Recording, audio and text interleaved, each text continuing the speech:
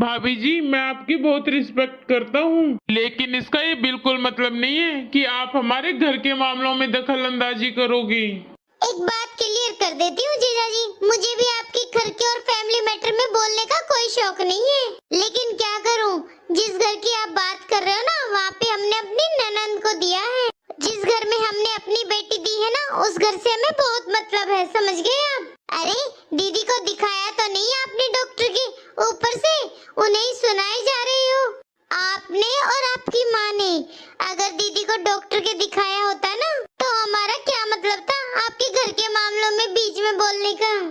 आपने दीदी की हालत देखी थी, किस तरह से हो गई थी। मानती हूँ जीजा जी, माँ बाप की सेवा करनी चाहिए, माँ के प्रति आपके बहुत फर्ज है, लेकिन इसका मतलब ये नहीं है आप बीबी को मरने के लिए छोड़ दो। अरे खुद ने एक बार हालचाल तो पूछा होता दीदी का। अरे आप तो हॉस्पिटल आने के बाद भी 2 दिन बाद आए हो देखने। पता है बुखार के चलते दीदी को टाइफाइड हो गया है, पर आपके पास टाइम कहाँ है दीदी के लिए? क्या इसीलिए शादी की थी क्या दीदी से?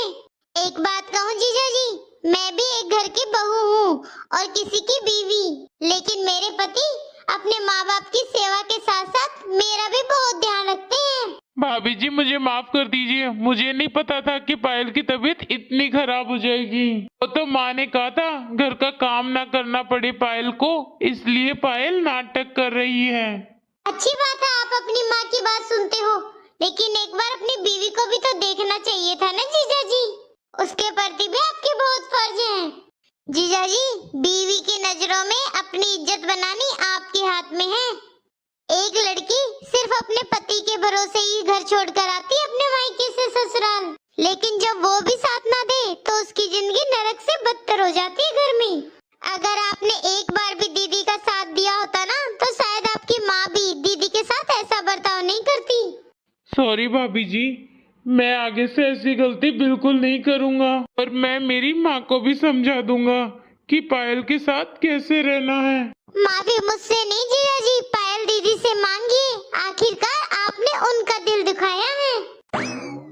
पायल, मुझे माफ कर दो पायल, मैं माँ की बातों में आ गया था और तुम्हारी बीमारी को बस तुम्हारा नाटक ही समझने लगा था, लेकिन मैं प्रॉमिस करता हूँ आगे से मैं तुम्हारा बहुत ध्यान रखूंगा।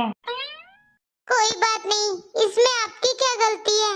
आपको जो घर में दिखाया जाएगा आप तो वही समझोगे ना।